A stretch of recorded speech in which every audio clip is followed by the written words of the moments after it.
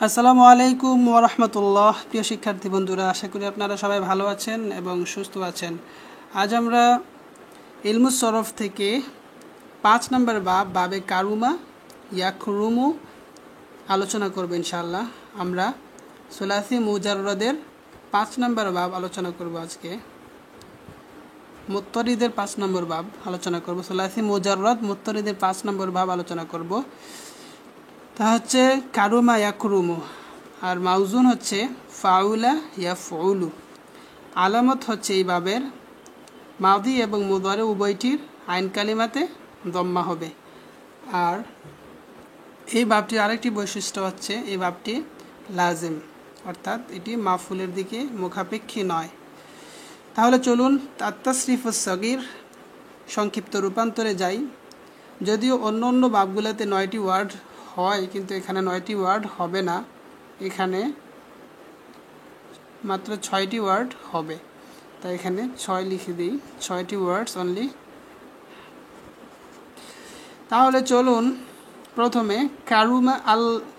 কারুমা ইয়াকরুমু, Karman কারিমুন, উকরুম লা তাকরুম। বাহাস হচ্ছে কারুমা মাদি মারুফ, ইয়াকরুমু মুদারে মারুফ, তারপরে কারমান মাজদার, কারিমুন ইসমে ফাইল, উকরুম আমর হাজির মারুফ, লা তাকরুম নাহি হাজির মারুফ। এবার আসুন অর্থের দিকে। কারুমা সে একজন পুরুষ সম্মানিত হলো, ইয়াকরুমু সে একজন পুরুষ সম্মানিত হয় বা হবে, কারমান সম্মানিত হওয়া, কারিমুন সম্মানিত একজন পুরুষ, উকরুম সম্মানিত হও, লা তাকরুম সম্মানিত হইও না। এবার আসুন কয়েকটি মাজদার আমরা এখানে উল্লেখ করব, যে মাজদারগুলো দিয়ে আমরা এভাবে 6টি সিগার রূপান্তর করার চেষ্টা করব। আল কুরবু অর্থ নিকটবর্তী হওয়া, আল বুদু দূরবর্তী হওয়া,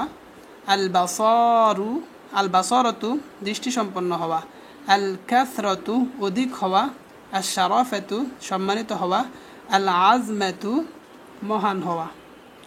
প্রিয় শিক্ষার্থী বন্ধুরা, আশা করি আপনারা এই বাবটিও বুঝতে পেরেছেন। তাহলে আপনাদের কাজ হচ্ছে বেশি বেশি করে রূপান্তর করা এবং মুখস্থ করা। তাহলে আশা করি আপনারা অনেক বেশি উপকৃত হতে পারবেন। তাহলে আজকের মতো এখানেই বিদায় নিচ্ছি এবং ভালো থাকবেন, সুস্থ থাকবেন। আল্লাহ হাফেজ।